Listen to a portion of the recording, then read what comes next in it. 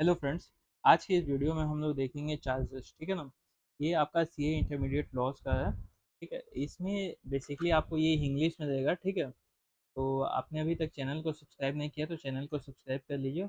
और ये सितंबर 2026 के लिए है। ठीक है, तो आइए अपने स्टार्ट करते हैं।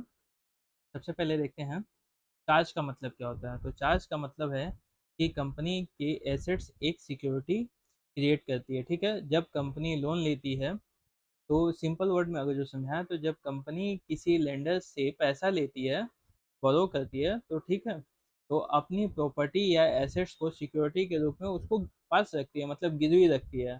तो उसी उससे जो चार्ज करता है, तो उसी को हम लोग चार्जेस करते हैं। मतलब जो इंटरेस्ट क्रिएट होता है उसी को हम लोग चार्ज करते हैं। ठीक है ना। बेसिकली ये जो चैप्टर है वो सेक्शन 177 से लेके 187 तक कवर करता है। ठीक है, जो कि एग्जाम में इससे हमेशा क्वेश्चंस आते रहते हैं। ठीक है, तो सबसे पहले हम लोग देखते हैं कि सेक्शन 77 रजिस्ट्रेशन ऑफ चार्जेस। ठीक है, जो कहता है कि जब भी कंपनी अपनी एसेट्स पर चार्ज क्रिएट करती है, चाहे इंडिया में हो या आउटसाइड इंडिया हो, उसे रजिस्टर ऑफ कंपनी में, रजिस्टर आरओसी में के पास रजिस्टर करवानी पड़ती है। मैंडेटरी होता है। ठीक है ना। और वो विद इन प्रिस्क्राइब टाइम में ही करवाना पड़ता है। जनरली ये 30 डेज का होता है। ठीक है, अगर कंपनी चार्ज रजिस्टर नहीं करती है तो वो चार्ज लिक्विडेटर और अदर क्रेडिटर्स के अगेंस्ट वैलिड नहीं माना जाता है। ठीक है, ये एग्जाम पॉइंट ऑफ व्यू से बहुत ही इंपॉर्टेंट है और इससे क्वेश्चंस आते रहते हैं। ठीक है, फिर उसके बाद से आते हैं अपने section 78 application for registration of charges by charge holder.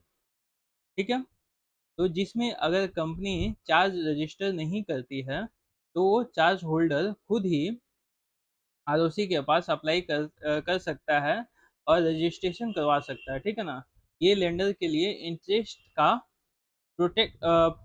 को प्रोटेक्ट करता है। ठीक है, फिर उसके बाद से आते हैं अपने सेक्शन 79, जो कि section 77 apply to apply the certain matters. ठीक है, जो क्लैरिफाई करता है कि ये जो प्रोविजन है मॉडिफिकेशंस ऑफ चार्जेस पर भी अप्लाई होता है। ठीक है, मतलब अगर एग्जिस्टिंग चार्ज में चेंज होता है तो उसे भी रजिस्टर कराना जरूरी होता है। क्लियर।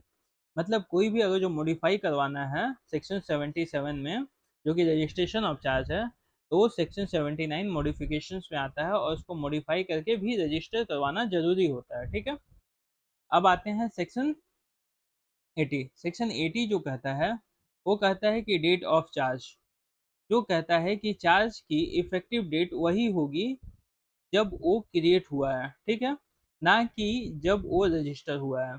ये टेक्निकली बहुत इंपॉर्टेंट कॉन्सेप्ट है। क्लियर।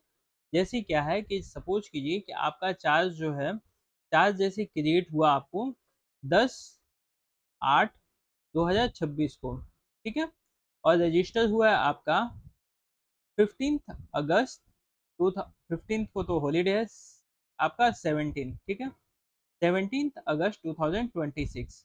तो इस केस में आपका जो है, जो चार्ज ऑफ डेट माना जाएगा, डेट ऑफ चार्ज, वो आपका माना जाएगा 10 अगस्त 2026। क्लियर। फिर उसके बाद से आते हैं सेक्शन 81, जो कि कहता है register of charge to be kept by registrar.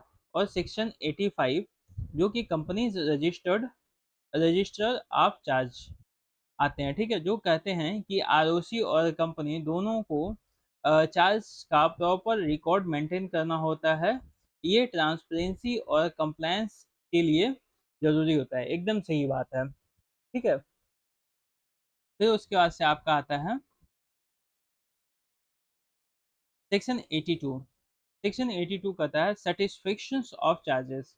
Satisfaction of charge है जो तब अप्लाई होता है जब कंपनी अपना लोन रीपे कर देती है, और इस केस में कंपनी को आरओसी को इन्फॉर्म करना होता है कि चार्ज सेटिस्फाई हो गया, मतलब चार्ज कंप्लीट हो गया है, तब ताकि वो चार्ज में एंट्री अपडेट कर सके। ठीक है, रजिस्टर में एंट्री अपडेट कर सके। क्लियर। तो ये सेटिस्फेक्शन ऑफ चार्ज जो होता है कि जब चार्ज कंप्लीट हो जाए तो फिर आरओसी को अपडेट करना पड़ता है और आरओसी अपने रजिस्टर में इसको अपडेट करती है। फिर उसके बाद से आते हैं सेक्शन 83, जो power of registrar to make entries of satisfactions and release the absence of intimations, ठीक है।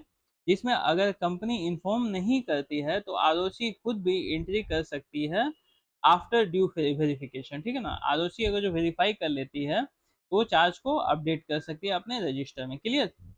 फिर उसके बाद से आते हैं सेक्शन 86, पनिशमेंट फॉर कंट्रावेंशंस, ठीक है। ये बहुत इंपॉर्टेंट है, जो कहता है कि अगर कंपनी चार्ज के प्रोविजंस फॉलो नहीं करती है तो कंपनी और ऑफिसर्स इन डिफॉल्ट में पेनाल्टी लग सकती है, क्लियर। वो तो लगना ही लगना है पेनल्टी, ठीक है। कंप्लायंस यहाँ भी बहुत स्ट्रिक्ट होता है, एकदम सही बात है, क्योंकि यहाँ पे वेंडर्स के इंटरेस्ट के साथ ये जुड़ा हुआ है, ठीक है। फिर उसके बाद से आते हैं सेक्शन 87, जो कहता है कि rectification by central government, rectification.